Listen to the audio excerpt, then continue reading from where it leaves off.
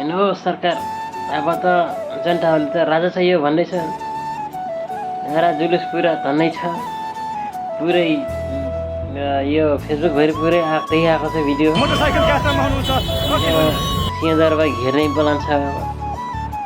के गर्ने त अब नेताहरू, अब नेताहरू भागाभाग हो कि के हो है, बुझ्नै गाह्रो छ हौ। अब जहाँ पनि राजाको अब कुरा ठिक छ चल्यो। अब राजाको पालो के भन्नुहुन्छ त्यही हो। अब जनताहरूले अब नबसिन छोड्दैनन्। अब त्यही हो, नेताहरूको अब सत्यानाश हुने भयो।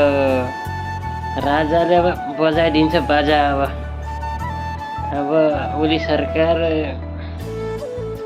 शेरबहादुर सरकार अब गयो, आएर गइसक्यो। अब म एउटा कुरा कन्फ्युज भएको छु कि साथीहरू, त्यो छ नि त्यो पैसा, हाम्रो पैसाको नोटमा पहिला चाहिँ राजाकै फोटो थियो, अहिले चाहिँ राजा हटाएपछि अब उसको सगरमाथाको फोटो लगाइयो।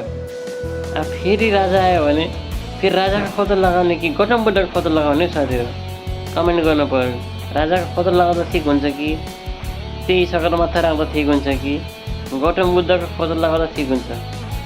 कमेन्ट गरौँ है साथीहरू, कस्तो लाग्छ तपाईँहरूलाई? अब राजाका दिन आए, नेताहरूको दिन गए है। अब साथीहरू सबै पब्लिकहरू रोडमा उत्रै छन्।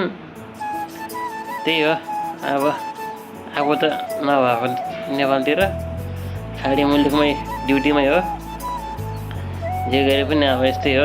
नेपालको अवस्था ठिक नभएपछि नेताहरूले गर्नु गर्यो। अब नेताहरूको पनि दिन आउँदैछ जस्तो छ है त गाइस।